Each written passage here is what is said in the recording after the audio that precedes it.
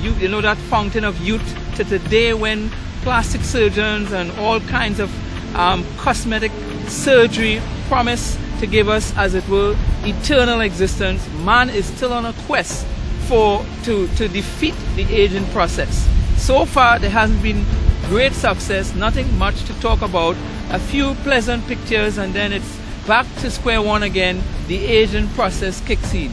Well, let's approach this a little more practical. When we look at aging, we refer to two basic things to keep it simple. We have chronologically, we are accumulating more hours on the earth. When we speak about juveniles, we talk about months. You know, a toddler, how many months is that beautiful baby?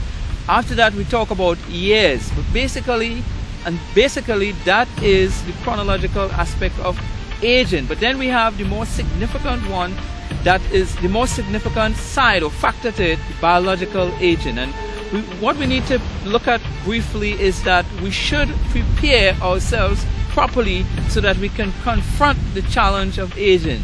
We're not going to explore that a whole lot now, but what we can say is that it begins with the right mental attitude. Face the realities. You're going down in age, but it can be enjoyable. So facing the challenge of aging means to prepare oneself physically, mentally, socially, and spiritually. And with that type of preparation, we can enjoy the aging process. Now, as we look at aging, we can quickly compare that phenomena with the world that was before. We always like to point you to the world before. And one thing we know is that once what we know in the Bible as the fall of man, when he morally fell, once that came in, nobody exceeded 1,000 years. We have people making 950 years and going to their grave. So what they had when they moved from a state of perfection and paradise is greater longevity. None of us here in living memory can think of anybody that goes beyond 103, 150. So we want to look closer at the biological aging. And when we look at that, we see that there are two things that we can pay attention to, and we can recognize them and benefit from the research that has been done on them. We can see that genetically, the information coded in the blueprint of your and my body, that genetic information will kind of makes us predisposed to a certain speed or acceleration to aging.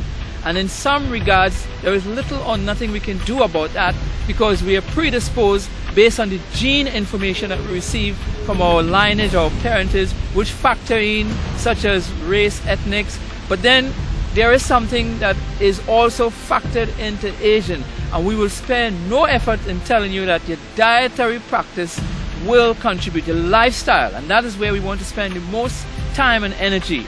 Because while a lot of people spend a lot of money on all kind of sophisticated drugs and prescription, and to do all sort of external things to retard or to postpone that meeting with the aging process, very few of Earth's population pay attention to their lifestyle. And we want to tell you that there's some simple, inexpensive procedures that you can enjoy regardless of your economic status that will help you with the aging process. Because let's face it, we all want to have that vitality, that beauty, that handsomeness. We want to slow down that receding hairline. We want to preserve those dentures. We want to have those muscles in real fit tone. Well, diet is the cutting edge. Lifestyle is the cutting edge. And just to quickly gloss over that, you need to pay attention to some of the following factors, or all of the following factors.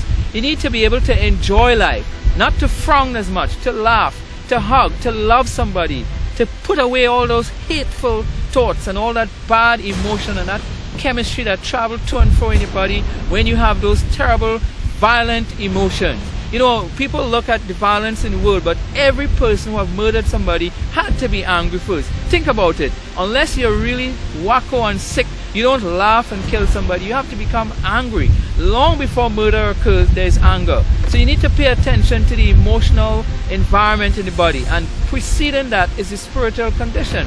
If you're a true worshiper, if you rejoice in glorifying your Creator, that goes a long way. And as we've always said, you need to drink good water, you need to eat a lot of green leafy vegetables. As a matter of fact, eat all the colors. You know, it's interesting for those